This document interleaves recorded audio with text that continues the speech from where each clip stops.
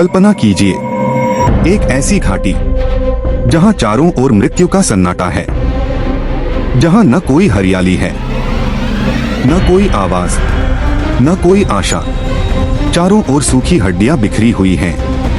सैकड़ों नहीं, हजारों नहीं, बल्कि लाखों। ये हड्डियां किसी एक व्यक्ति की नहीं, बल्कि एक पूरे राष्ट्र की हैं।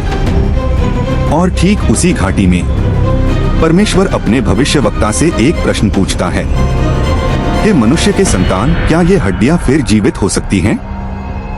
आज की यह कहानी सिर्फ अतीत की नहीं है, यह आपकी और मेरी कहानी भी है।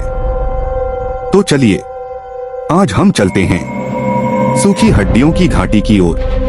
यह कहानी उस समय की है जब इस्राएल राष्ट्र पूरी तरह टूट चुका था, यरूशलेम नष्ट हो चुका था, मंदिर जल चुका था, लोग बंदी बनाकर बाबुल ले जाए गए थे। इस्राएल के लोगों के होठों पर एक ही बात थी, हमारी आशा टूट गई है, हमारा अंत हो गया है। वे जीवित थे, लेकिन भीतर से मरे हुए। और ऐसे ही समय में परमेश्वर ने चुना अपने भविष्यवक्ता को। यहेजकेल कोई साधारण व्यक्ति नहीं था, वह याजक भी था और भविष्यवक्ता भी। उसने पहले भी कई डरावने दर्शन देखे थे, आकाश खुलते हुए, परमेश्वर का सिंहासन, 4 अद्भुत जीव। लेकिन जो दर्शन उसे आज मिलने वाला था, वह उसके जीवन का सबसे रहस्यमय और शक्तिशाली दर्शन था। यहेजकेल लिखता है, यहोवा का हाथ मुझ पर था और वह मुझे आत्मा में उठाकर एक घाटी के बीच ले आया। यहेजकेल जैसे ही आंखें खोलता है, वह हक्का बक्का रह जाता है। चारों ओर बस हड्डियां, सूखी, टूटी हुई, बिखरी हुई। कोई शरीर नहीं, कोई मांस नहीं, कोई खून नहीं, सिर्फ मृत्यु। परमेश्वर का प्रश्न। और तभी परमेश्वर की आवाज गूंजती है कि मनुष्य के संतान, क्या ये हड्डियां फिर जीवित हो सकती हैं?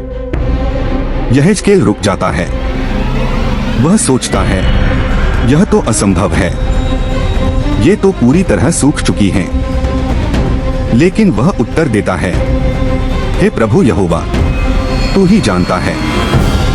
तब परमेश्वर कहता है, इन हड्डियों से भविष्यवाणी कर। यहेजकेल शायद सोच रहा होगा, हड्डियों से? वे तो सुन भी नहीं सकती। लेकिन आज्ञा परमेश्वर की थी। यहेजकेल बोलता है, हे सूखी हड्डियों, यहोवा का वचन सुनो। और तभी खड़खड़ाहट, हड्डियों की आवाज, हड्डियां हिलने लगी, हर हड्डी अपनी हड्डी से जुड़ने लगी। रीढ़, पसलियां, खोपड़ी, पूरा ढांचा बनने लगा। शरीर बनते हैं पर जीवन नहीं। फिर मांस आया, नसें बनी, त्वचा चढ़ी, पूरा शरीर तैयार था। लेकिन उनमें सांस न थी। वे शरीर थे, लेकिन लाशें। परमेश्वर फिर कहता है, हे मनुष्य के संतान, आत्मा से भविष्यवाणी कर। यहेजकेल पुकारता है, हे आत्मा, चारों दिशाओं से आ और इन मरे हुओं में प्रवेश कर, जीवन की सांस। और तभी तेज हवा चली, सांस आई, वे शरीर जी उठे, वे खड़े हो गए। एक नहीं, 2 नहीं, बल्कि एक बहुत बड़ी सेना। परमेश्वर समझाता है, ये हड्डियां इस्राएल का पूरा घराना है। वे कहते हैं, हमारी आशा टूट गई है। लेकिन परमेश्वर कहता है, मैं तुम्हें फिर जीवित करूंगा। आज के जीवन के लिए संदेश।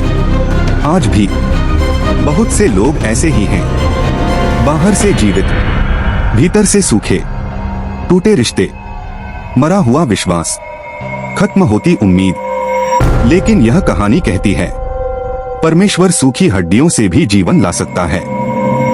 जहां मनुष्य कहता है सब खत्म, वहां परमेश्वर कहता है अभी शुरुआत है।